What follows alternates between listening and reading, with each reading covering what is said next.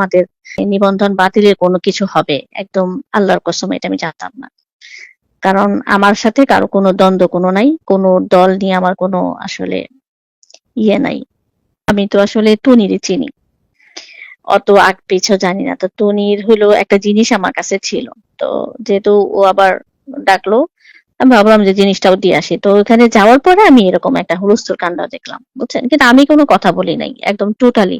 হ্যাঁ, আমি আসলে এটাও জানি না যে এরকম ওরা যে নিবন্ধনে এরকম স্পেসিফিক নাম নিয়ে বলবে, কারণ আমার মানে এটা আসলে আমি এটা পক্ষপাতী না, আমি জানলে আসলে যেতামও না। তো এটা ভুল হয়ে গেছে আর কি, আসলে কি করব।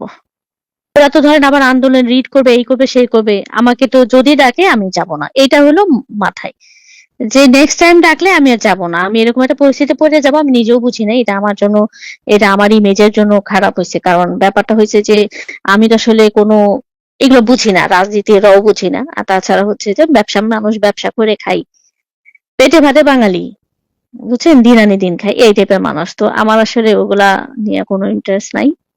উদ্যোক্তা হিসাবে সত্যি কথা তনিরে পছন্দ করি, আমি শুধু তনিরেই চিনি, নীলাজ শাফি বা ওখানে আর কে কে ছিল আমি চিনি না।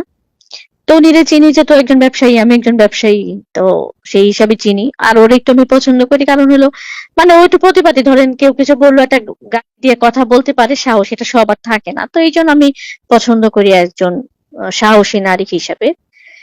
তো ওর একটা, আমাদের একটা, মানে ওর একটা অ্যাওয়ার্ড ছিল আমার কাছে, তো ওই অ্যাওয়ার্ডটা আমি ভাবলাম যে দিয়ে আসি।